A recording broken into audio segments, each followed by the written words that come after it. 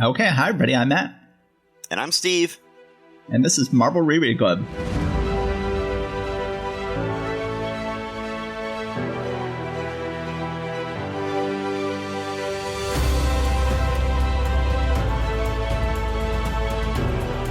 Hi everybody, welcome back to Marvel Reread Club, and welcome back to our special guest, Bill Cairns, the host of the Marvel Comics 1961 to 1986 Facebook group, and did a wonderful job helping us through the 5 issues in the first half of March 1967, and now is back to get us through the back half of March 1967. Hi, Bill. How are you doing?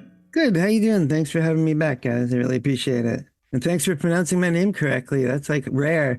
Cairns. You got it. How do people pronounce it? Cairns. Even though there's air literally in the word, it always is Cairns. So yeah, you got it right. Cairns. Thank you. So, Bill, I've edited, we usually record these in one big chunk, but we're recording these separately from the last episode, and I've edited the last episode, and I felt like it was great talking to you, and you said all sorts of interesting things about your Facebook group, and things I would never guessed about what it's like running a Facebook group, but I felt like we didn't sum up the appeal of the Facebook group. We didn't talk about, we talked about what the group is not, and the difficulties of running such a group, but it's just a very appealing group. It's just a very, very fun group to be a part of. Certainly everyone who is a listener to this podcast and is one of us old people who has Facebook should be a member of this group because we have a website that we don't do much with, marvelrereadclub.com. We don't post any visuals there, but we do post our visuals on Marvel Comics 1961 to 1986 group. So let's talk about how delightful your site is. Bill, what can you tell us? Tell us about how delightful you are.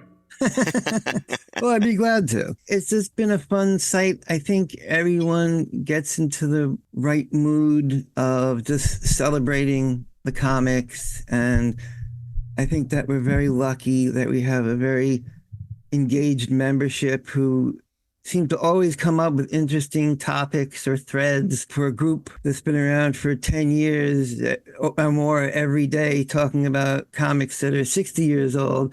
They managed to come up with new topics and new things to talk about and things I never would even think of coming up with or dreaming up. So it's really the members that have kind of like kept the spirit going. And while there was a few rocky roads there for a little while, we kind of weeded it out, so to speak, into the people that are really into it, seem really enthusiastic about it. And everyone seems to participate, but I think I'm very lucky and we're very lucky that there are like 15 or 20 people who just keep coming up with great topics to talk about and, fun topics. It's not tearing this artist down or, man, did this storyline suck or anything like that. It's almost always in celebration of the comic, even in their silliness sometimes when they could get, rather silly. People just kind of celebrate that instead of like knocking it or picking it apart. And I think when I tell people about our podcast, I tell people that we are, for the most part, having fun with the comics. And when we can't, we are poking fun at the comics. And hopefully each one is equally fun for the audience. It's fun when we have fun, and it's fun when we poke fun. And I think that both are present on your site. Yeah, well, it's a nice time period, narrow enough to kind of narrow the discussions, but wide enough to encompass like the original Marvel bullpen, and then the guys that kind of came in the 70s with Englehart and Conway and all those guys. And there really wasn't too much bad stuff published during that time. And even the quote unquote bad stuff is still enjoyable in a way. So even the stuff that people pick apart, they pick apart with kindness, kind of like Mystery Science Theater, but only looking at comic books instead of really bad movies. We can find the funny stuff in the Silver Age comics that, maybe be a bit wonky looking today or sounding today, but, we can discuss it without anyone getting upset. It's really the members that keep it going. I used to post several times a day, and I'll go times now without posting for weeks because everyone just keeps it going. It's really nice. Great. Yeah, and it is a lot of fun. As I've said, there are some other similar groups where it can also be fun, but every now and then things can really get out of control. And you and Emily do a really good job at nipping that in the bud and setting up a culture that expects that that's not what you're supposed to do.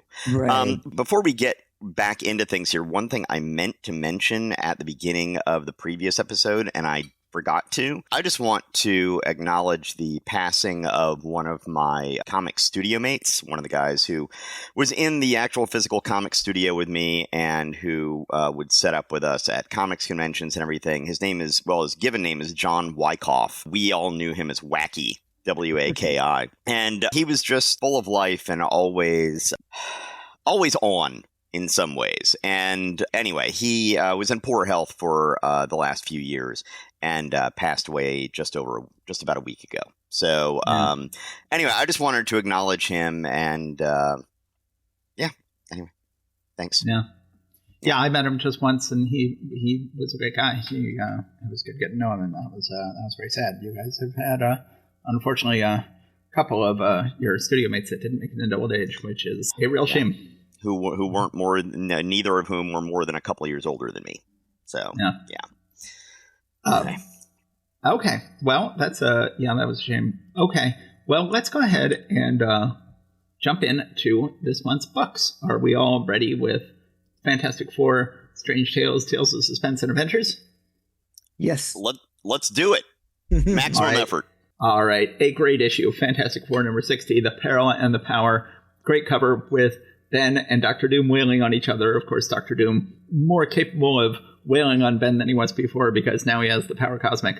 Dazzlingly depicted by Stanley and Jack Kirby, inking by Joe Sinnott, lettering by Sam Rosen.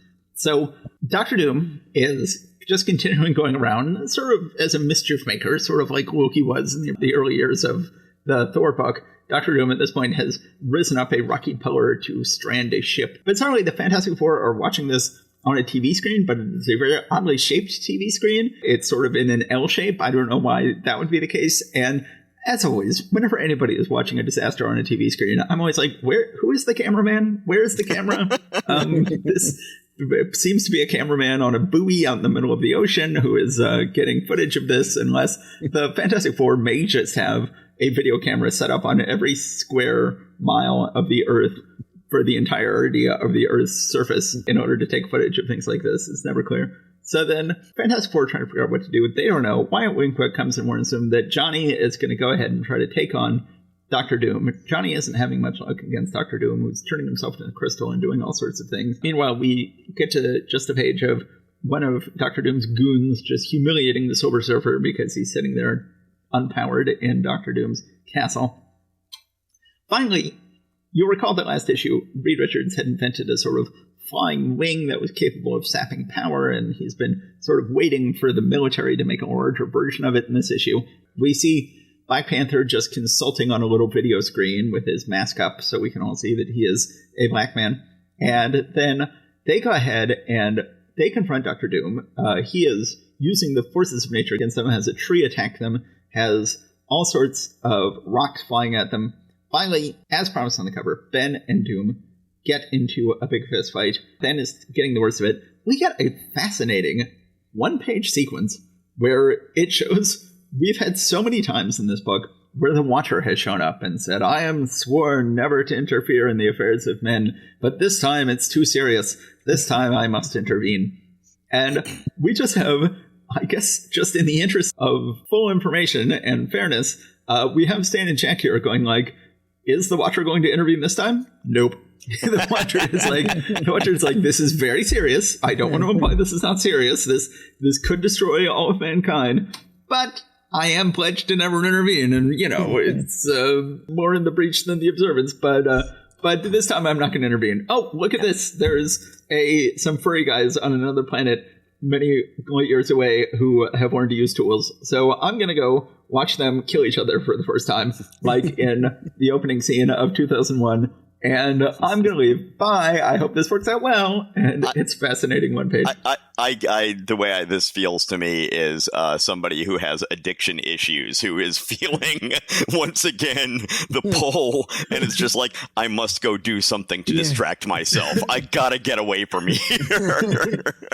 Yeah, I just wrote a note that says that Nia is this particular watcher not very good at his job, like of actually just sitting and passively watching. Like, does he ever do that? Yeah, he does. They go like, just for once, we should show the watcher just watching, just so that we can earn it the next time he actually intervenes. So then we cut back to the Fantastic Four versus Doctor Doom. He has them on a little pillar of rock surrounded by a chasm. Things are getting worse and worse and worse for them. Finally, Reed's flying wing with the power zapper shows up and does take some energy away from Doctor Doom.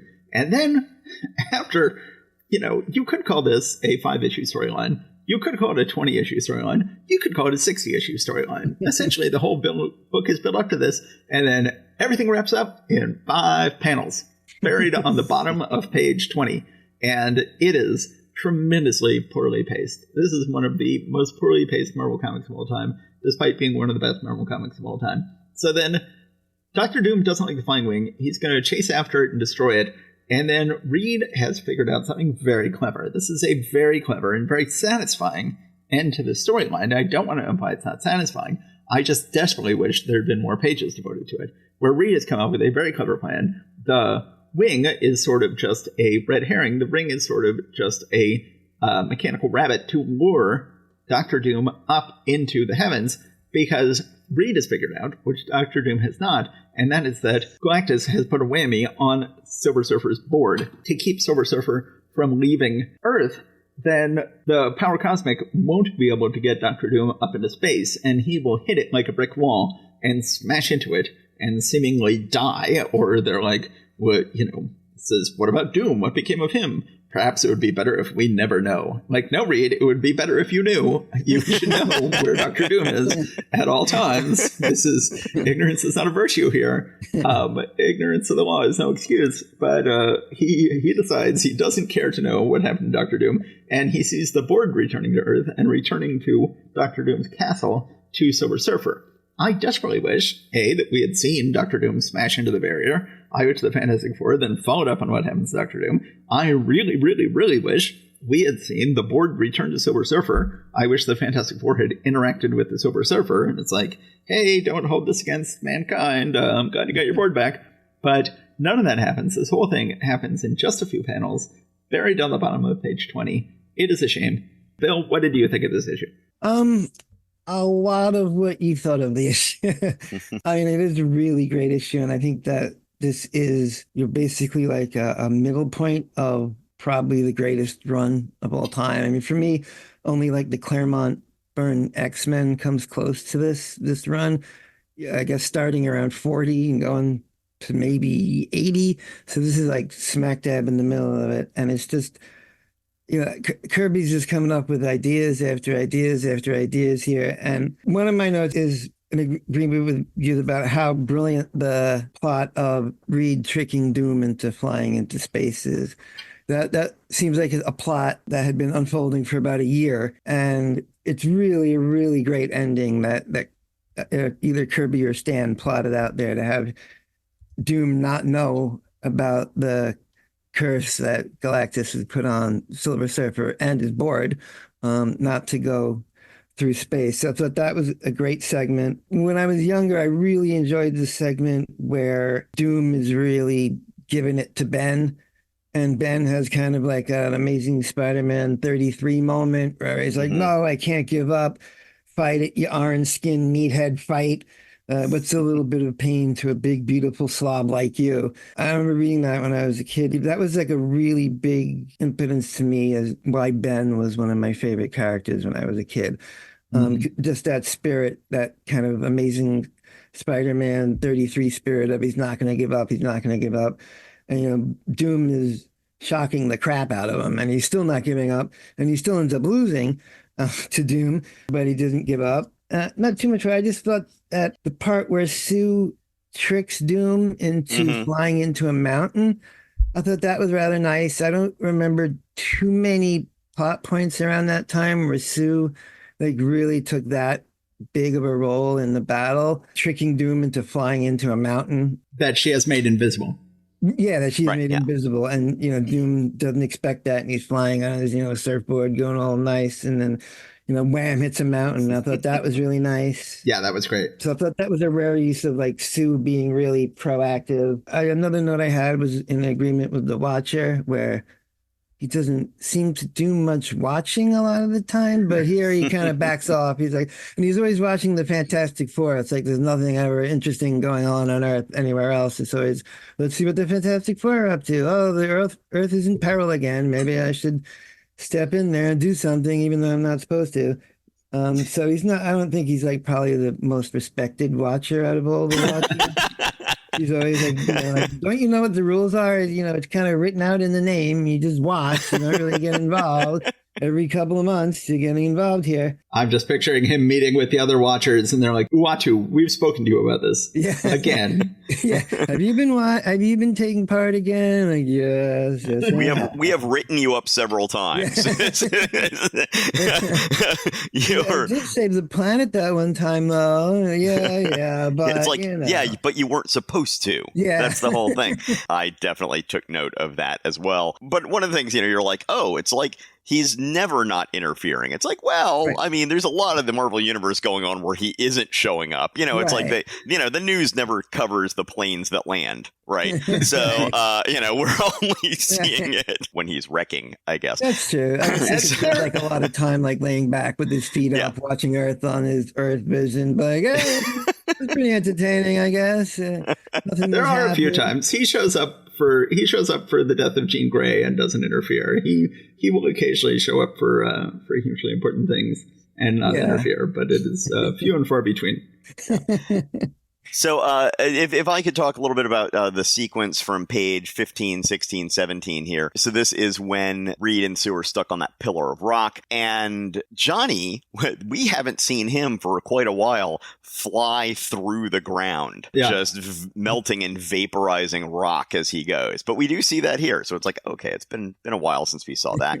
Reed is able to, use his stretchy powers to get them out of this chasm. Then he's giving Sue orders on how to use her force field to protect Johnny and then to attack Dr. Doom, and she is dutifully doing what she tells him, and it is working. But then he starts giving her a few more orders, saying, "Take cover, darling. I'll stretch my body out like a sail." And Sue, wait, what are you doing? She says, "I know what you're planning. I won't let you sacrifice yourself. If somebody has to buy us those few fatal minutes, I'll be the one." And so she is basically saying, okay, I'm done taking orders from you, because essentially being the husband, protector, head of household, we're a team. I'm a superhero. I risk my life the same way that you risk your lives. And now this time I'm the one who's going to go out and risk my life to protect everybody. And then he pulls a Roadrunner on on Dr. Doom's coyote there, as you talked about, with ramming him into the mountain, which was lovely. One more thing to point out about this issue is that it sets up one of my favorite Marvel issues. One of my all-time favorite Marvel books that Marvel ever put out is Silver Surfer Volume 2, the Silver Surfer comic that was initially written by Steve Englehart and then taken over by Jim Starlin, and they both had legendary runs on it. But the very first issue, you had, really starting with Fantastic Four 48 and going for more than 20 years, you had instance after instance in which the Silver Surfer attempted to escape his prison on Earth. And he would absorb the power of the Hulk and then realize, okay, with all this gamma energy, I'll be able to break through the barrier. But now the Hulk is falling to his death. Bruce Banner is falling to his death, and I have to go rescue him, and then I'm going to lose the power. And you would have time after time where he would almost be able to break the barrier or not.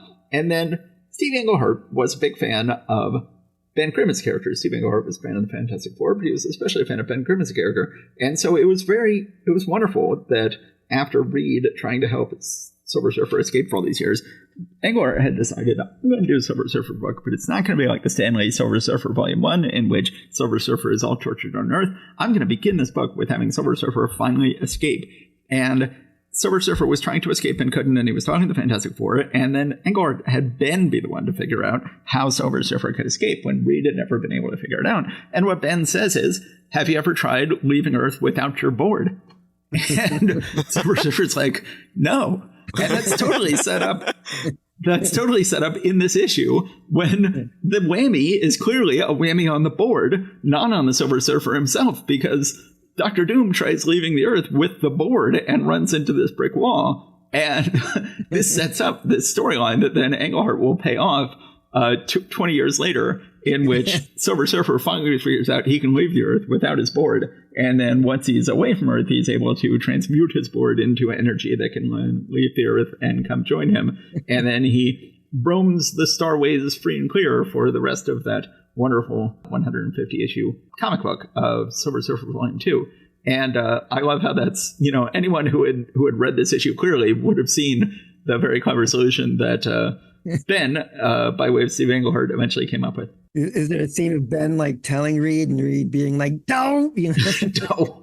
That's basically what happened. Okay. Well, should we go ahead and move on to Strange Tales? I think we should. Yes.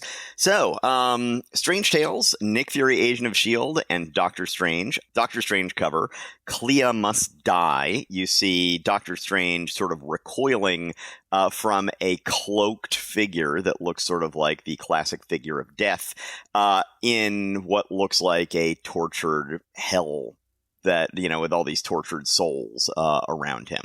So, really I think gorgeous cover. Yeah, really, really nice cover. Looks a lot different from most Marvel covers. One thing is I keep on noticing, I don't know that Doctor Strange got a solo cover of his own when Steve Ditko was drawing the book once. I don't even know if it happened one time, and now he's on a semi-regular basis getting these covers, and I'm like, that's just kind of adding insult to injury there for Steve Ditko. It's always confusing when we talk about the cover and then it's the second half of the book. Yeah. But I really love Veritas's character design here on the cover. That there's a character called Veritas, which we'll talk about when we talk about Doctor Strange, and it's a really striking, iconic character design. Big fan of it. But let's talk about Nick Fury first. Yes, this story is Beware the Deadly Dreadnought, and this is edited by Stan Lee, scripted by Roy Thomas, plotted and drawn by Jim Steranko.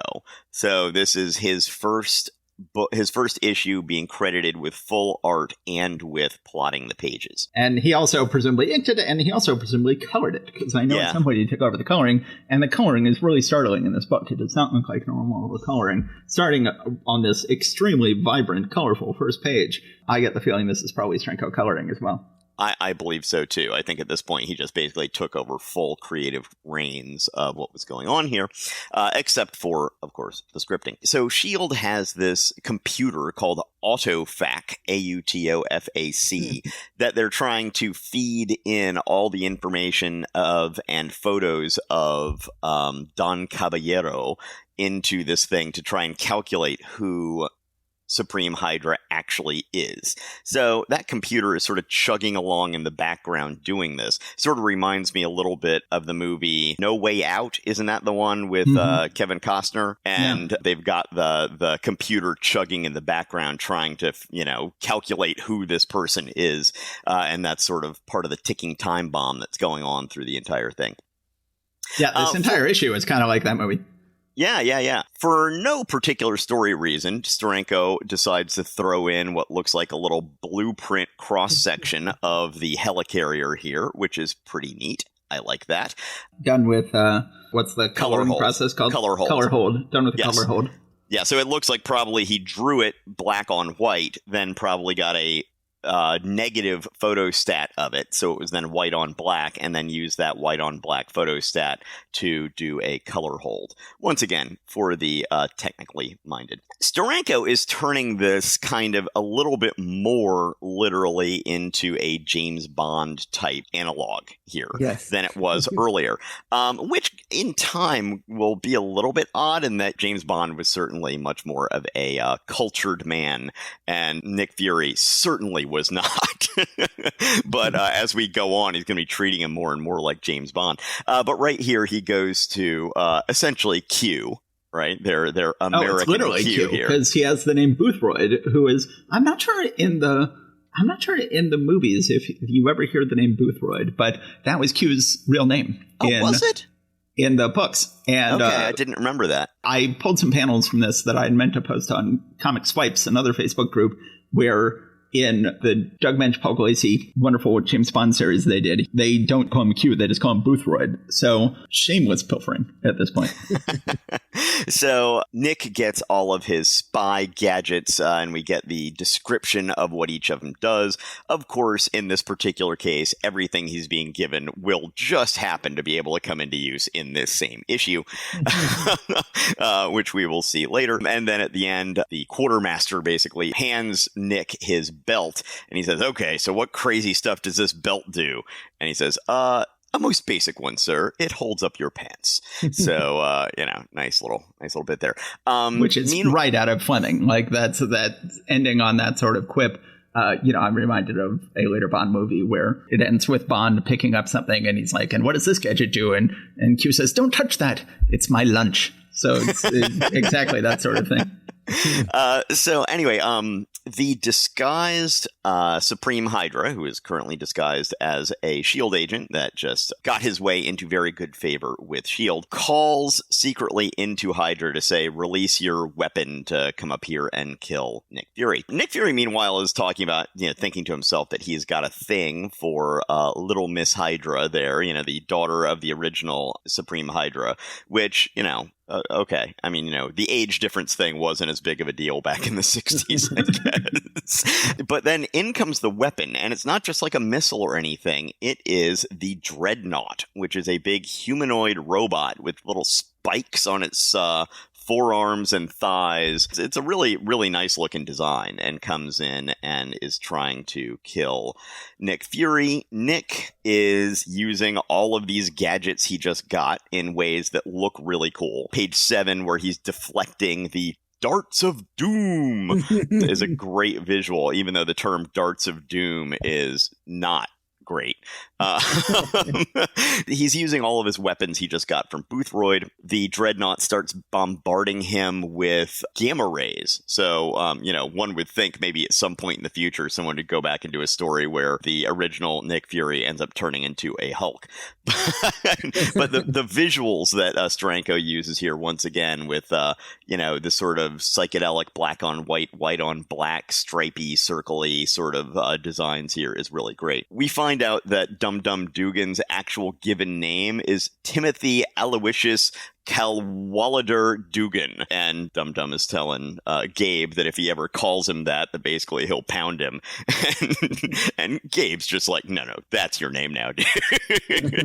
In a funny sequence. So at this point, getting back into some of the espionage stuff, this woman who is the daughter of the first Supreme Hydra, whose name we actually get in this issue, although I'm she's forgetting finally named in this issue. It was something Brown. So anyway, she talks her way into going into the autofac room. She suspects that Agent Bronson, the one who actually is the new Supreme Hydra, she suspects him of wrongdoing. And so she is trying to get in here and get the answer from autofac before he can get it through whatever subterfuge. Well, he's already figured this out. He sneaks in and takes her out. Going back to the fight scene, eventually Fury is able to use the weapons that he got to take out the Dreadnought. And in the end, they're then wondering what happened to Laura Brown, and last time we saw she was going into the autofac room, and now she's missing. So then everybody's like, oh my god, I guess she was the spy. Okay, so then we gotta figure that out, and then meanwhile, Supreme Hydra is like, well, Dreadnought was supposed to kill Nick Fury, but now I'm gonna have to do it myself, and it's gonna be all the sweeter. An auspicious start for Steranko's historic run as writer as well as artist on this book. Yes, I just love this book. A couple things, I just absolutely love the art on the top of page 9. I love all the art on page 9, where we begin with a guard who is being approached by Laura Brown, and we see her in the far distance with him in the foreground, and then she gets closer and closer panel by panel. It's a really, and I love the background is a zipatone fade that is really gorgeous. And it's a fantastic sequence. And then the sequence on the bottom of the page is amazing, too, with her getting zonked and him being underlit as he has glowing things on his hands. This page really reminds me of Al Williamson's incredible run on the Secret Agent X9 comic strip. Yeah, I can definitely see that, yeah. Or Secret Agent Corrigan, it's also called, especially with the use of the inset panel in the middle of page 9. It really looks like Williamson. This is just an absolutely gorgeous issue. The splash page when the Dreadnought first shows up. Dreadnought, first of all, is just an amazing... I mean, how many times in Marvel Comics have we had people who had to create 10-foot tall robots to fight the heroes? So many times. but this is a really startling design and really awesome looking, fantastic splash page on page 5 of the full-size Dreadnought attacking a full-size Nick Fury. Then almost splash page on the bottom of page 11 where Fury basically destroys it. The spy versus spy element of this issue, this is, I'd say, the best spy versus spy issue of this comic we've had, with the crosses and double crosses. Stan Lee did a great job on this book. Jack Kirby did a great job on this book. Certainly John Severin did a great job on this book. But I would say this may be the best issue we've had. This is absolutely fantastic. You also didn't mention at one point, Nick Fury, they say, is going gray. Because at this point they figured out, like, okay, this is a character who was presumably, he was a sergeant in World War II. So presumably he was, at least 30 in 1940. And it's now 1967. And we'd better at least give him a little gray. Eventually, within 10 years from this, they'll realize, like, no, he's going to have some sort of superpower where he never ages. So they'll explain that he did get something called the Infinity Formula that allows him not to age. But at this point, they're just like, okay, to concede that things are getting a little late here, we'll go ahead and give him a little gray on his temples, just like Doctor Strange has. So now we've got, and now from this point on, Strange Tales will be an all gray on the temples book. So you mentioned Al Williamson's Secret Agent strip. I will just point out that I have an original strip from that strip literally right above my monitor here that I'm looking at the comics pages on. So very impressive. Yes. He actually gave it to me, and it was really one of those, like, get out of here, kid, you're bothering me sort of things. But, I will take it. I don't think we've checked in with you, but what did you think about this issue? Well, first of all, Steranko's definitely leaning into the Man from U.N.C.L.E., James Bond, mid-60s spy thing here. I love how they come up with these acronyms. I don't know if he worked backwards from it, but the Analytical Unit for Tabulation of Origin Factors and Computation, the AutoFac. I think he might have came up with AutoFac and then been like, what the hell can I make that be in real language? I'm sure. There's a word for that. It's called a backronym. The art is like, nice. It's totally striking. I love the splash page where Dreadnought attacks. And I also made a note about his darts of doom, which I thought was really nice.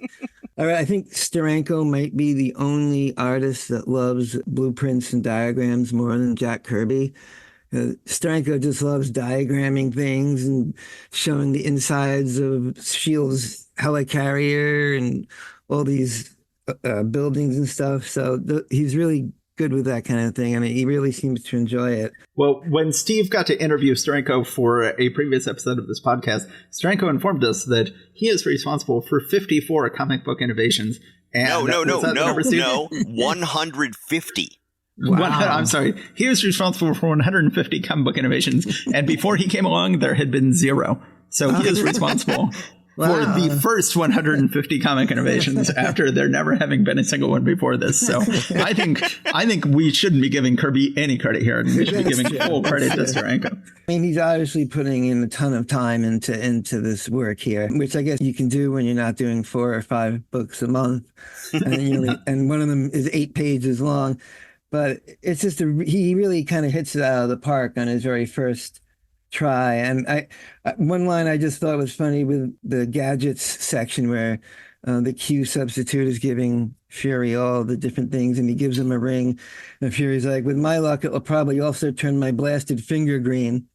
So I thought that was a nice little line. Yeah. It's just it's very striking. It's I can only imagine what it must have been like to experience it firsthand. I can also only imagine how some of the other people must have felt when they saw Steranko get credited for plotting. Perhaps they hadn't yet, and Steranko was practically brand new. Yeah. But this seems to be like, to me, to be like about 90 to 95% Steranko and maybe 5% Roy Thomas. Yeah. So just, I know we need to move on to the next thing. Just a couple things. One, I'd forgotten that Supreme Hydra, when he knocked out Laura Brown, he actually monkeyed with AutoFac to make it actually spit out her face. Yes. So specifically, it wasn't just that they were left with that impression. The last little thing is one little bit of text where somebody here says, that robot's got more ways to kill. I guess it's Fury. That robot's got more ways to kill a man than Carter's little pills, which I had to go look that up. Apparently, there was a patent medicine called Carter's liver pills, which was a thing. Apparently, it still exists as a company. They don't sell it for liver issues anymore. It's like some kind of other supplement of some sort. I also noticed that Steranko has given a lot of the S.H.I.E.L.D. personnel jodhpurs and orange and yellow outfits. Very different from the uniforms that Steranko will be giving them shortly. Yes. Okay, so let's go ahead and move on to Doctor Strange. Doctor Strange, Master of the Mystic Arts, Clea Must Die, a Mystic Marvel masterwork by Stan Lee and Marie Severin, lettered by Sam Rosen. So we get Stan and Marie being credited on the same line. Yes. Seemingly giving her some credit for the writing. Yes. So Doctor Strange had been condemned to the area where the mindless ones rage endlessly. He is trying to get himself out, realizes, hey, wait, I can fly. But he also does a weird thing where he lets his astral form leave his body, and apparently his body can't be hurt by them while his astral form is out of it, which is... That's the opposite of how it has been right. in the past. Yeah, so I don't know. I just have a little headcanon thing where maybe in the dark dimension that works differently, that your astral self is your true solid self and your corporeal body is just a vessel for it to be in. I don't know. So anyway, Doctor Strange is searching for where Clea is. So he sends off his Eye of Agamotto to go and find her. Umar is, talking about her plans to take over every dimension. She just wants to conquer absolutely everything. I think that Dr. Doom and a number of others are going to have something to say about that eventually. And I love the little demon lackeys that she's got, that she's ranting to here. And she's threatening all of them with essentially damnation to this pit of despair that she has access to. Well, that is where Doctor Strange ends up here, looking for more information about Clea. And these souls of the damned cannot give him information, but they point to this other figure over in the corner who is dressed in cloaks. And so this is who you were talking about earlier, Matt, Veritas. And Veritas is basically just a cloak in the shape of a man, but with no body inside of it. Veritas, the legendary embodiment of truth incarnate. Doctor Strange is able to essentially recruit him to help first to find where Umar is in order to... or to find where Umar is. Anyway, one way or the other. The punning is problematic on this book because, Doctor Strange is essentially all right, I'm going to get out of this mindless one's trap, and then I'm going to go to Umar's castle, which is living here on top of a mountain, looking very, very much like the Wicked Witch's castle in The Wizard of Oz. And then we see that she has essentially winged monkeys that are serving her, and looking very, very much like the winged monkeys from Wizard of Oz. But then Doctor Strange is on a little cliff face near Umar's castle, and he's like, all right, now I will go and confront Umar and rescue Clea. That surely must be where she has Clea. And then he's like, wait, let me go to another dimension first and check with someone named Veritas to find out where she's keeping Clea. And Veritas is like, you had it right the first time. She's in the castle, Doctor Strange. And Doctor Strange is like, okay, good. Just wanted to reconfirm my suspicion. Okay, now I will go to the castle and rescue Clea from Umar. And I'm like, why have him already be there before he then backtraces his steps and says, let me get some confirmation before I go in. Okay, good, because when I went back to reread, to, skim back over this morning before we did this, I was a little bit like, I'm not quite sure I understand what's going on here. So thank you for confirming that that's because it's a little unclear. Anyway, Veritas then shows up, and what he's able to do is show an image to Umar of how she truly looks. Apparently, this beautiful but evil-looking woman with a flaming head is not how she actually appears. She actually appears like some strange demon, and she can't take this, and then she lashes out at Clea, and the very last panel, she says, and now by my hand, Clea dies. Next to the fearful finish. So, yeah, the art in here is great. The storytelling is a bit suspect, but overall, I enjoyed the ride. Yeah, no, I don't mean to imply it's a poorly written story. I liked the writing of the story. I just wish that he hadn't made it to Umar's castle. I wish he had been in a third dimension where he, not to be confused with Third Dimension, I wish he'd been in an additional dimension when he had said, I can't find Umar's castle, let me go to Veritas and Veritas will help me. But having him already be there and then go search for it, I just thought was a little awkward, but not very awkward. I thought it was still really a sort of beautifully plotted issue with the general arc of, escaping from the Madness Ones, going to Veritas, finding out where Umar is keeping Clea, and then going to the castle. I just absolutely love Marie Severin's Umar. I love her hands, as I did last issue. I love the flames on her head. I love her face. I love everything about her. She is very sexy. She's very live, and she's very evil. She's just absolutely wonderful. Bill, what do you think of this issue? I really enjoyed it. I agree about the artwork. It seems like Marie is like trying to find some sort of great middle ground between her style and Ditko's. Mm-hmm. And I'm assuming she inked this one because there's no credit. Yeah. And it's really nice looking. She really hits a good middle ground between her own work and Ditko's work.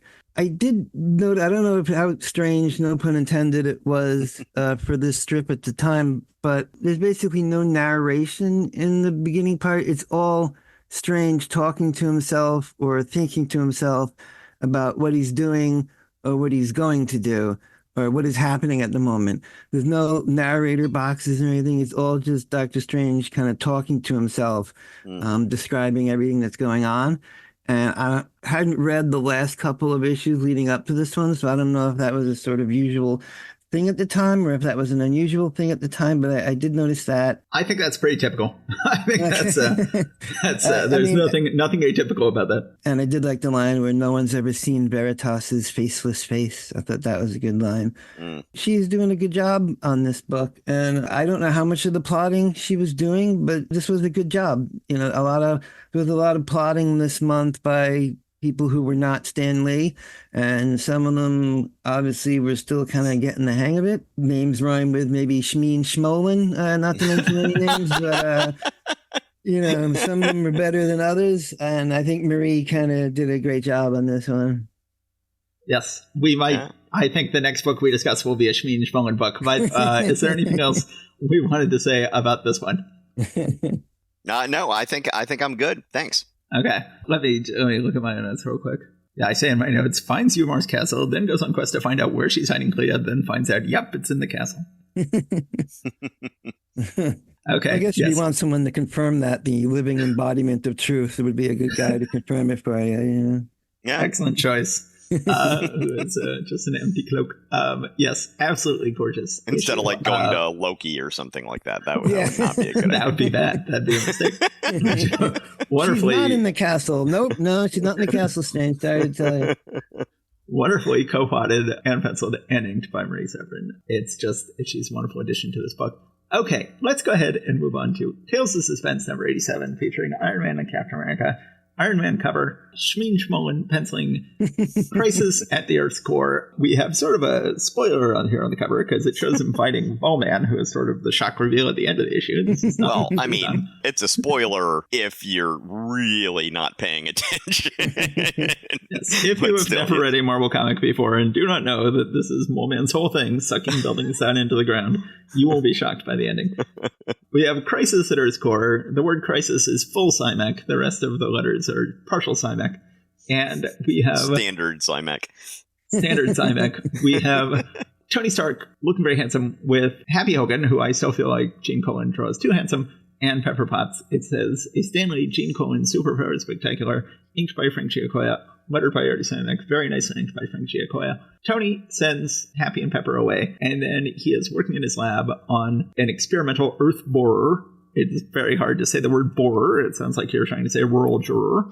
But borer, B-O-R-E-R. An angry mob has gathered outside for no good reason, especially because it's in the middle of the night out on Long Island. It'd be one thing if this was going on in the middle of the day in Manhattan. If this was going on, if he was doing this work on Times Square at noon, I'd understand it a little better than an angry crowd gathering out on Long Island in the middle of the night. If an angry mob is coming to your factory out in Queens that's behind gates and not in a residential area or anything like that, you must be doing some stuff to attract attention. Also, I will point out while I'm here on page 3 that I noticed that Gene Colan is treating Iron Man's helmet as though when it is not on his head, it's like just made of fabric. Yes. The way that he's picking it up and setting it down there on panel 3, page 3. All right. Yeah, I hadn't noticed that. That is fun. Yeah, no, actually, neither had I until this time, just now looking at it. Yeah. We once again have Gene Colan's odd decisions about what to turn into splash pages, where it's just Tony pulling some levers on page 4. Finally, Tony does a little too much earth boring, and something we have seen before in the Marvel Universe. Whole Marvel Universe buildings start getting sucked down into the ground. Again, with sort of this implication that this is not actually harming the buildings that much, that they are being safely sucked down into the ground, which is always a little odd, and just leaving these little pits everywhere that they've been sucked down. We then get, bizarrely, some goons, some white goons, looks like Murder Incorporated or something, decide that they are going to go ahead and attack Tony Stark in his laboratory in hopes that they can turn him over to the Chinese. And they mention something that's not the only time it's going to be mentioned in this episode of this podcast. If we can deprive America of Stark's weapons production, we can write our own ticket behind the bamboo curtain. So this, I don't know if Stanley made this up. I guess he didn't. But this is something where instead of the Iron Curtain, they're talking about the communist countries of the East. And they say that instead of being behind an Iron Curtain, they're behind a bamboo curtain. Why they're choosing the bamboo curtain rather than the Iron Curtain is entirely unclear. Why are they not trying to please Russia? Why are they trying to please China? It's very strange. Steve, do you remember, the bamboo curtain is mentioned both in Iron Man and Avengers this month. Is this the first time the bamboo curtain has been mentioned? I think we've heard it in the Marvel Universe before now. Okay. I seem to remember that, yeah. Very strange. Anyway, they attack. It's sort of just a way to fill pages here. They try to swing a 3-legged stool at Iron Man. He beats them up, sends them out, and they all just run away. The erstwhile saboteurs have gone, and good riddance to them. And then, whoops, his factory also gets sucked down into the earth. Well, who's been doing it? We find out on the last page. It is the guy who always sucks buildings down in the earth. It is the Mole Man. The Mole Man sends a missile at him. He is covered in rock and a big landslide. Next ish, the answer. So we're going to find out more next issue. I thought this was an okay issue. It's sort of like playing Mad Libs here. It's not so much like Mad Libs. It's like, what kind of game would this be where you just have, start connecting random elements? But it's like, we're playing Cards Against Humanity or something, and somebody has drawn an Iron Man and Mole Man card. It's like pick one from column A and one from column B. Yes. You know what? I'm just going to throw. I'm going to throw darts. The darts of doom. There you go. Throwing some darts of doom, yes. And pairing up Iron Man and Mole Man, and then adding in these bamboo curtain-loving goons in the middle of it just to pad out the issue. It's perfectly fine. What did you guys think of it? Bill, what did you think of this issue? It's beautiful looking. It's a beautiful looking issue. Giacoya always does a good job on color. Yeah, it's really nice looking. I still feel like he's not quite got a hold of how to plan out the issue proportionately. It just seemed to end really quickly while he's giving, full page splashes to the earth borer machine that's just kind of sitting there. It just seems odd panel choices by Colan here. I did think that an experimental earth borer was kind of a strange thing for Tony Stark to risk his life to try and do. Why? I mean, he's like all about, I might get radiated, I might get blown up, I might get torn apart, but it's worth it. But, is it really worth it, though? Not to mention risking the life of every human being on Earth. Yeah. Yeah, he makes it clear that this could really backfire for the entire planet. So, yeah. And we never get a reason why he's doing it, really, at least not a satisfactory answer. It never mentioned his, intense interest in earth boring before this, I don't think. And in this, he's all like, this might kill me, but it's got to be done. Does it really, though, Tony? And the three thugs thing, that's hard to say if you have a list, by the way. 3 thugs thing. There I go. It just kind of comes out of nowhere. And I did find the part kind of amusing where they try to bribe Iron Man and they're like, we'll pay you double whatever Tony Stark is paying you. Like, what? He's like one of the most richest men in the world, supposedly. And these are just three guys hanging around plotting. And like, oh, yeah, we'll pay you double whatever Stark is paying you. And did they expect Iron Man to turn around and be like, oh, that's a pretty good offer there, guys. I never really thought about that. Stark kind of sucks. And, the healthcare sucks. And I don't get any vacation. All right, I'll hang out with you three thugs now. You got me. And you're clearly so much more wealthy than Tony Stark. Yeah. Let's attack his building now and we'll bribe Iron Man. That'll be perfect. And if he says no, we'll just, we'll hit him with a chair. That should work, right? I don't know. And that just seems so like drawn out. And then like the last two panels, like, oh, hey, look, it's Mole Man. Okay, next month. It's like, what? Wait. So beautiful looking, but quite a bit rushed, I felt like. But, nothing like terrible, but nothing spectacular either, unfortunately. Well, and you would think that Tony Stark, while he was doing all this stuff, boring to the center of the earth, talking about what a risk it is when these buildings started getting sucked down into the earth, even though that had nothing to do with what he was doing, how could he be sure? Right? Yeah. I mean, it's like, don't you stop? It's like, holy crap, wait, buildings are sinking down into the center of the earth. I should stop doing that. Yeah, exactly. Maybe I need to back up and make sure that this isn't me. Yeah. That was incredible timing by the Mole Man, by the way. Yes. I don't know if he planned it that way or not, but I mean, what a coinky dink, Yeah, one thing I find ironic is that Tony Stark is dealing with boring down into the ground when usually he's working with metal. Because, I mean, enlarging drilled holes is boring, but fastening metal together is riveting. Right, yeah. Yes. Very very clever pun, Steve. Yes, no, I got it from somewhere else. And it's just, I realize it's just absolutely perfect for this moment. It's never clear in the Marvel Universe to what degree these things make the news after they happen. Like, the Mole Man has sucked buildings down into the ground in the past. Are people going to go like, buildings are being sucked down to the ground? I wonder if it's the Mole Man, like it turned out to be last time. Or did that make the news? Presumably the buildings getting sucked down to the ground made the news last time, but did the general public ever find out it was the Mole Man? Like, I still am not clear. We're 6 years into the Marvel Universe. I'm still not clear if the general public even knows that aliens exist. Like, there's been so many alien invasions. I'm not sure if they've ever made the news. We've never seen the Daily Bugle going like, aliens invade Earth for the 20th time this month. Or about a year earlier when, giant rocks clouded the entire sky over Manhattan for a little while there. Well, these are just all written off as advertising stunts. Yeah. For what product? No one can say, but Giant Floating Rocks Incorporated. Yeah. So Matt, when you were reading these stories to your son and you had different voices for each character, did you read the Mole Man as Hans Mole Man? Please tell me you did. Please tell me you did. I'm currently reading the comics of the 80s to my son, and occasionally we're in the middle of reading Avengers number 217 now, and Egghead shows up, and it's like, oh my god, Jack, it's been 5 years since I read you an Egghead comic. I do not remember what voice I used to give Egghead, so I don't remember what voice I would use for the Mole Man. Let's hope I used Hans Mole Man. Okay. All right. Let's go ahead and move on to the back half of the book. Captain America, Living Legend of World War II, Wanted, Captain America, editing Stanley, script Roy Thomas. Is this the first Captain America script credit Roy Thomas has gotten? I think it may be. It might be. Drawn by Jack Sparling, inked by Joe Sinnott, lettered by Sam Rosen, subway swept by Honest Irv. So we have Jack Sparling has shown up now doing 2 books this month. He did X-Men, which I thought was shockingly good, even though it had a lot of problems. I liked it a lot more than you did, Steve. Mm-hmm. And Bill, you sort of agreed with me. And then, yes. But that was Jack Sparling, inked by John Tartaglione, an inker I generally don't like, but I liked a lot of the line work in that issue.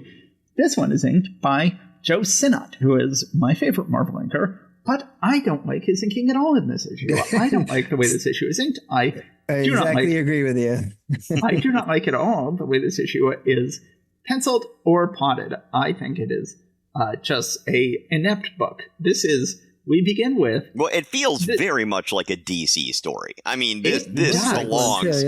This belongs to the Distinguished Competition. This is ridiculous. Does. What it feels like is it feels like an episode of the Batman TV show. And So we begin with this guy who's got sort of a fun, unique look. He's got these big mutton chop sideburns and swept back hair, brown hair. This isn't one of these cases where you have someone put on a superhero's costume and they don't have a distinct enough look so you can't tell them apart from the actual superhero. This guy is put on a Captain America costume, but he has a very unique hair, which makes him easily distinguishable before he puts on the cowl. But he has these goons who, they look like they were designed by Carmen Infantino. They look like they belong in a 1960s Batman comic or the Batman TV show. They're wearing these sort of zebra costumes with purple stuff on it. It's just absolutely bizarre. They do not look like Marvel goons at all. But this guy's like, I'm going to be just like Captain America. Plus, I'm going to have a big laser strapped to my hand. And I mean, like, literally strapped. It seems to be taped on there. And I'm like going, okay, well, Captain America doesn't have a big laser strapped to his hand. So if you're like, what is your thing here? Are you a Captain America guy or are you a laser strapped to hand guy? But it's not exactly clear. He is called, what is he called? He's called the Peerless Planner. With his photon gun. Peerless Planner with his photon gun. And then I think it's a proton gun, but yeah. Oh, right. Proton, one or the other. And Doesn't so matter. then they go ahead and rob a bank and frame Captain America for having done so, although nobody seems to say, like, it's Captain America and his vaguely zebra-themed goons. Like, nobody seems surprised by that. And so then, bizarrely, the most bizarre, and then you've got a reporter interviewing a bunch of little kids about how they feel about Captain America turning evil. And then you see just floating heads of a lot of people giving their opinion. But then the most bizarre thing happens in that Captain America decides he has to go to the police. So you would think, like, well, the best thing to do would be to go to the police as Captain America and say, this is Captain America, I'm turning myself into the police. However, you will quickly see that the other Captain America is out there robbing places, and that's not me, and so you will quickly conclude I'm not him. Bizarrely, instead, Captain America says, I'm going to go to the police as Steve Rogers and explain that I am a representative of Captain America. I don't think Steve Rogers, you generally want people to start associating Steve Rogers with Captain America. People will put two and two together very quickly. Didn't they even really play him as having a secret identity at this point in time? Everyone in the Avengers calls him Steve. I don't know, man. Well, and he says, you might say I'm a friend of Cap's, Inspector, a very old friend. He wanted me to have a look at those maps of yours. Like, he's not even denying that he is secretly Captain America. Well, I mean, it sounds like he's saying he's Captain America's, quote, longtime companion. Yes. You could say we're roommates. You could say that we're both confirmed bachelors. So then, meanwhile, while Steve is there, if he had just worn his Captain America costume, he'd be fine because the fake Captain America is off robbing some jewelry while he's there, and it would have been tremendously obvious to everyone. It turns out that Peerless Planner has done this whole thing.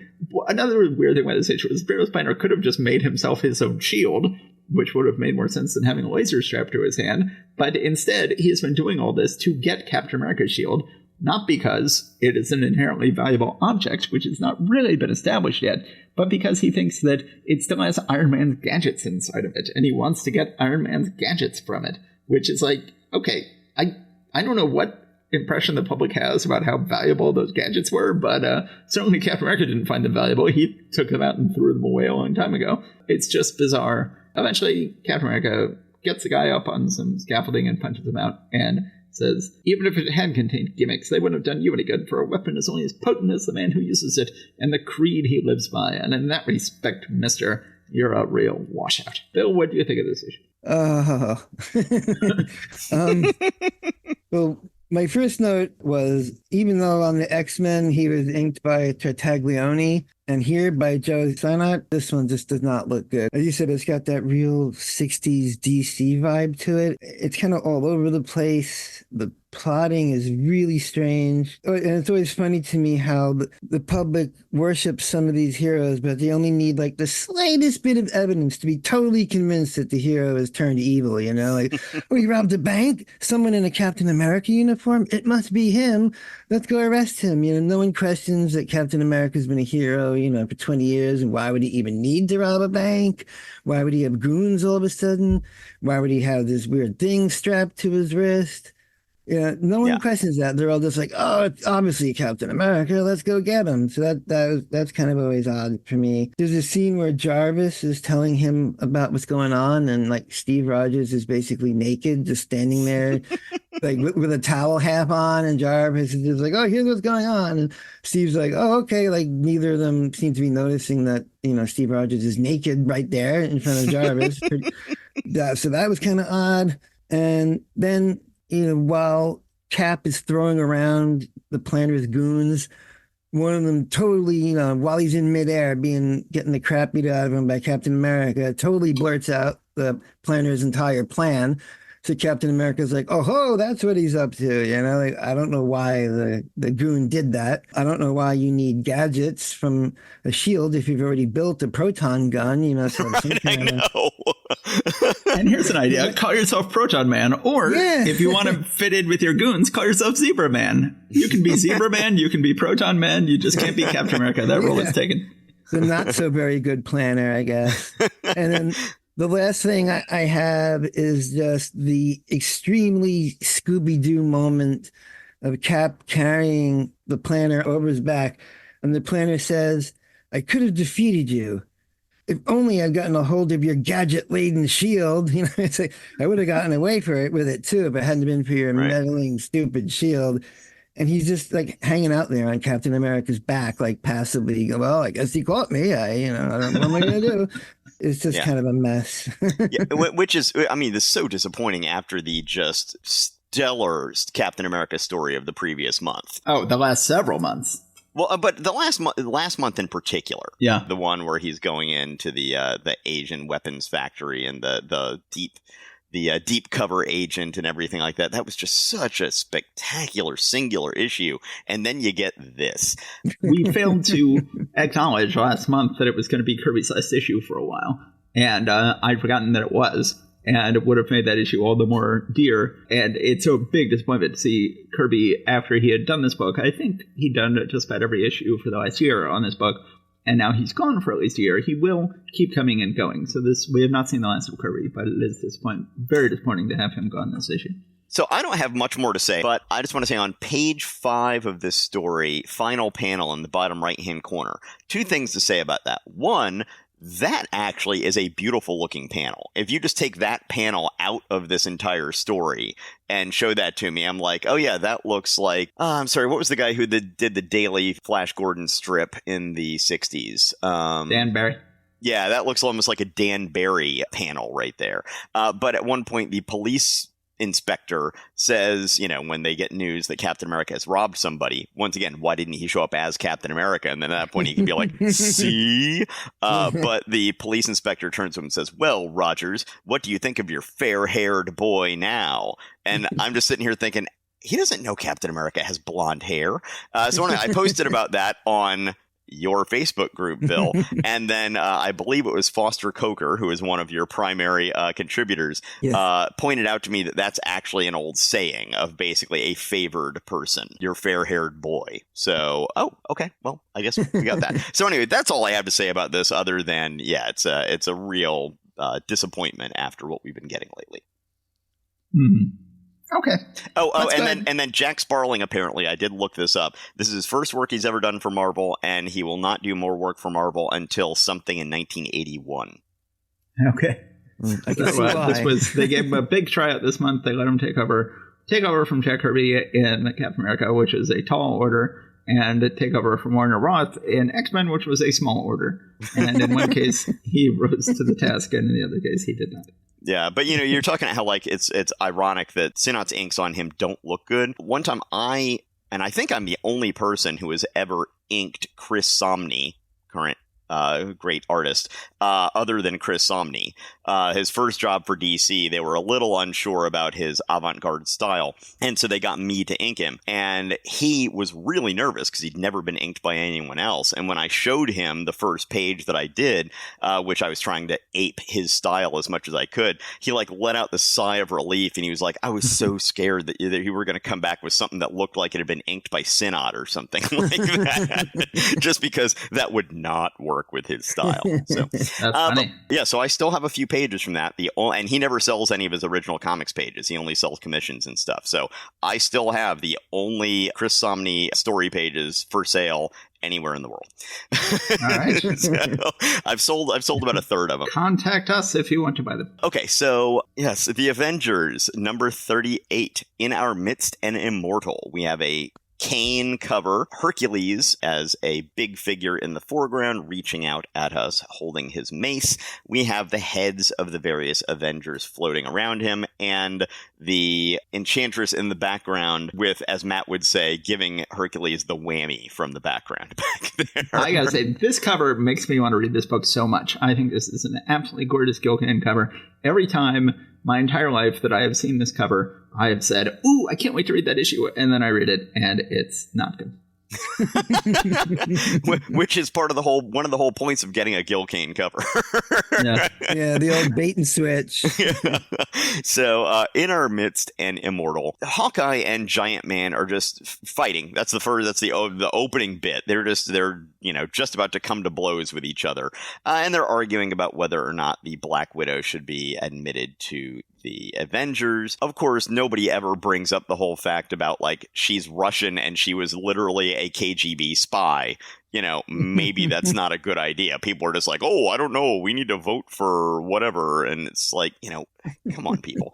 But then the Black Widow is on her way to Avengers Mansion and is gassed and kidnapped. We will find out in a minute that is actually S.H.I.E.L.D., which is an interesting turn of events. In Olympus, Hercules and Ares are having a battle. They are fighting each other seemingly rather seriously. And I forget what it was here. Oh, that's right. So when Hercules was championed by Thor in that great storyline in Thor a little while ago, Ares had refused to help Hercules, and Hercules accused him of being a coward. And anyway, they are all fighting. And that was presumably months ago, and they've just been beating the crap out of each other ever since. And it is, you've talked before, Steve, about, like, what are the rules in terms of how many panels do you have to draw a background on? Like, right. Do you have to draw a background on every panel? Do you have to draw one background per page? Well, Don Heck has decided that he seemingly has no idea where they are battling, because every page just has power lines in the background, or I guess whatever you would call them, explosive lines in the background. Yeah. And we have no idea if they are on the planet Earth, if they are on Mount Olympus. It seems like they might be on the moon or something, because then the Enchantress shows up and shows, like, look, there, through the mists, there is the globe of the planet Earth, there in the distance. And it's like, what? Okay, I guess that maybe they're in the Sea of Tranquility or something. Very unclear. The Enchantress shows up. Okay, that's a little bit odd. Apparently, she has made some sort of deal with Ares, because both of them, I guess, because Ares wants to get rid of Hercules, and then she wants to use Hercules to get at the Avengers. So they have made common cause. How they met each other is unclear. But the Enchantress is able to get Hercules to drink some sort of magic potion that includes brimstone that is able to make him fall helplessly in love with her. And she says, oh, okay, you love me? Well, here are some people who wronged me. You can go beat them for me. And it's the Avengers. Okay, great.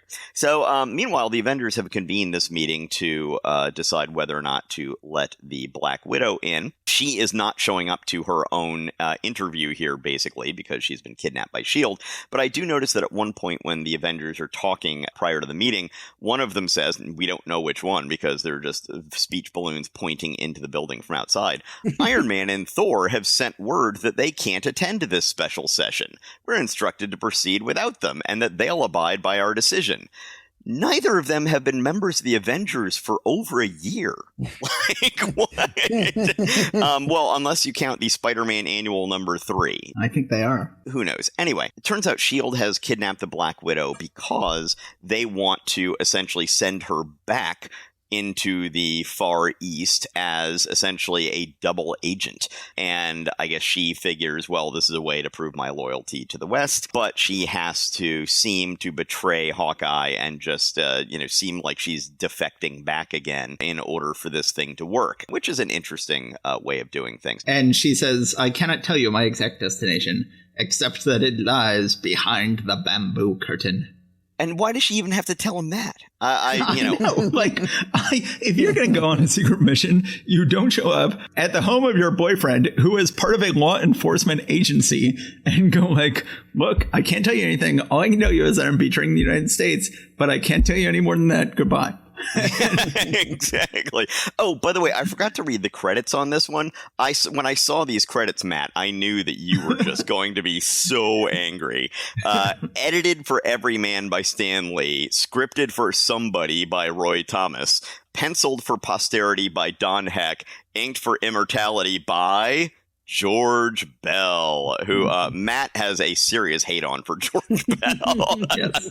George Bell, actually, George Russo's, and right. Who will go on to be a great Marvel colorist, but he was an inker. This is the first Marvel Universe book he's inked in several years, and he is my least favorite Marvel inker. Collida would be my second least favorite Marvel inker, but Bell is my least favorite. Although I will point out that it was under his brush or pen that the Thing achieved his final physical form that we know and love. And yeah. I can't imagine that wouldn't have had something to do with the way he was inking it, but I could be wrong. Anyway, Lettered for a Living by Artie Simek. I'm sorry, I know that's a non sequitur there, but I just realized I had not addressed that, and it should be addressed. So Hawkeye is just done with this whole situation, especially that the Avengers, after, the Black Widow betrays him and leaves, that they're just, Giant Man's like, all right, well, that's fine, let's go get down to business. And then he's like, how could you, I'm done with you people. So he walks out, and the Wasp for some reason walks out as well. She is upset with how Hank is handling this whole thing, which seems a little bit out of character for her to just walk out on them like that with Hawkeye, but okay, sure, why not? Then right after they leave, Hercules shows up and starts a massive brawl with the Avengers. There are some, as we've talked about, I used to be a defender of Don Heck. I always found his work delightful in a sea of overworked Jack Kirby issues back in like 62 and 63 to see this beautiful, nice change of pace palette cleanser of Don Heck. No longer. Page 12, panel 3. Look at the proportions on Hercules there. Even if you're trying to say that's extreme foreshortening for his right arm, how do you explain the size of his head in regards to his torso? It's just not well done. So they've got a huge fight. Hercules seems to just about defeat all of them. Scarlet Witch is able to activate her little thing to set off this Avengers ring that Hawkeye has. And he's actually having a nice candlelit dinner at a white tablecloth restaurant with Jan, which also seems a little out of character. She's like, well, it's another handsome blonde guy, whatever. So they're arguing whether or not to go back about, whether, they're just crying wolf. They just want us to come back, and they're just trying to, seem like there's an emergency. But they do come back, and Hawkeye grabs an arrow, which he says, talk about whistling in the dark. All I had time to grab is one crummy, untested sulfur arrow, and I'm not even sure it'll explode. So he uses that on Hercules. Sulfur is also known as brimstone, which was used in the potion that made him fall in love with, that made him ensorcelled to the Enchantress. And so this undoes the ensorcelment. Again, another really just very sloppy panel from Heck here on page 19, panel 2, where the Enchantress looks like, who's that? Anaconda? Was that the name of the character? Yeah. It just looks very snake-like for no good reason. Hercules then says, get out of here. And so Enchantress is like, okay, and just walks off. Sure, yeah, that's what you do with a supervillain. And then Zeus shows up and is like, my son, you have left Olympus without my permission. You betrayed me. Now you are banished to Earth for the next year. And he's like, what? And so then they're just like, oh, hey, Hercules, we have some spare rooms here in the in Avengers Mansion. Why don't you just hang out with us? And he's like, yeah, sure. What else am I doing? There you go. It's the end of the book. Now, it does have the great effect of bringing Hercules into the Avengers, and he will be a nice on and off Avenger for, the next few decades. As a matter of fact, I think he was in one of the earliest issues of Avengers that we had, wasn't he, Matt? Like, I remember him getting into a fight with, I think, Wonder Man. Yeah, issue 211. Okay, so there you go. It's like, great to no better way to know a man than to fight a man. I really like you. And hey, Hercules is just tons of fun, and it's good to have him show up here in the Avengers. He's a great addition to this book, and is sort of setting up the sort of finally returning to an era of greatness on this book when John Buscema shows up, and Hercules will be a big part of that. It's odd that they don't have him officially join. They're like, well, Hercules, you've been banished from Olympus, and you will now live here in Avengers Mansion and go on missions with us, but we're not inviting you to join. You're not going to become a member of the group. And they're like, okay, I will hang out here, and we're just all going to hang out together. I find it very strange. Yeah. Bill, what do you have to say about this issue? Well, I mean, to just point to that issue, what you were saying just reminded me of like being the bass player for the Rolling Stones, like, well, I've been in the band, hanging out with these guys for 30 years, and I'm all the pictures and everything, but I'm not actually in the band. I'll just hang out with you guys, I guess, and not get the money and not be in the pictures, but, I'll hang out with you. Besides that, I didn't take that many notes on this one. It's kind of all over the place. I'm not a huge fan of the Heck Bell team. Exactly. It's a great cover. And for some reason, the cover has always kind of reminded me of Aaron Neville for some reason. I don't know why. I mean, Hercules gives me that kind of Aaron Neville kind of look, which is kind of only me that probably ever seen that. But I don't know. Okay. You say that. I guess I can see it. Without the mole, without the mole. White Aaron Neville without the mole. Yeah. My only other notes are that Hercules seems to be a bit gullible here, where he's just like, oh, I'll drink this drink you just gave me, Enchantress. I don't think anyone ever accused Hercules of being that smart. Yeah, well, that's a good point.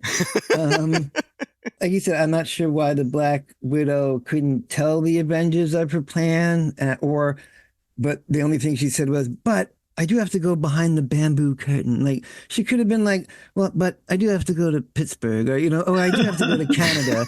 But no, I do have to go back to where the bad people are, where I was one of them. And, but I won't be doing anything bad, though. Don't worry about it.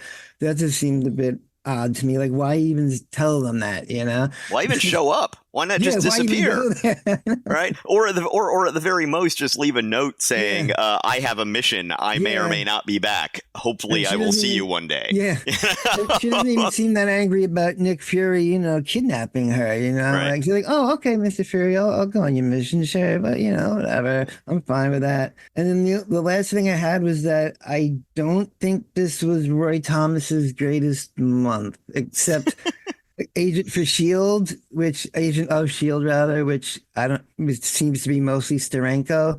I don't know what was going on with Roy. I don't know how much of the Marvel method he used at this time, but doesn't seem to be a good month for him, for me. The X-Men, the Avengers, it's just He did. And meanwhile, Kirby just belts it out of the park with the Fantastic Four and that Thor issue. Those are two great issues. The difference between them and Roy Thomas's issues this month are pretty stark to me.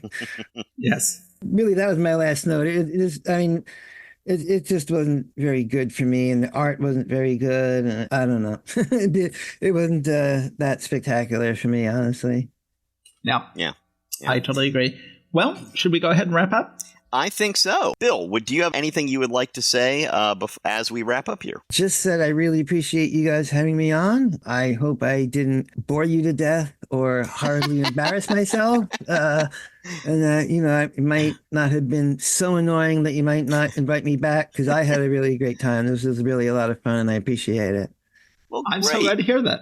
Yeah. You've been a great guest. We loved having you on, and it was fun editing the first half with you chuckling in the background. When we had David Baldion on, we were like, oh, David, we haven't heard from you in a while. And he's like, oh, I'm keeping myself muted whenever I'm not talking so that you don't have to be annoyed by my chuckling in the background or anything like that. And we're like, David, that's the whole reason we have guests on, is to hear them chuckle in the background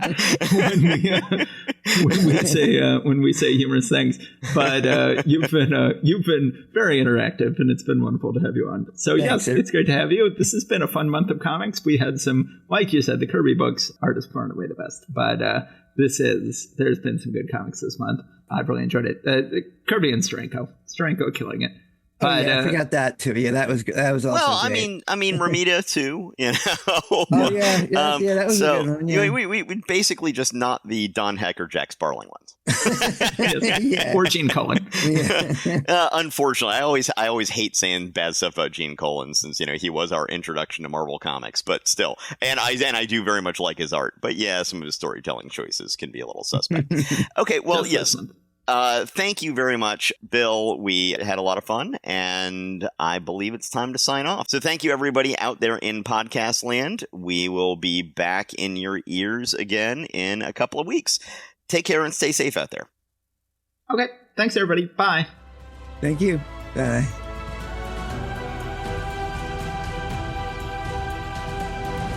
Thanks for listening to Marvel Reread Club. Please subscribe to us wherever you get your podcasts. Your reviews and ratings are a great help and always appreciated. We love hearing from you. Go to marvelrereadclub.com to find notes and join the discussion about this episode. We're also on Facebook and Instagram. See you next time.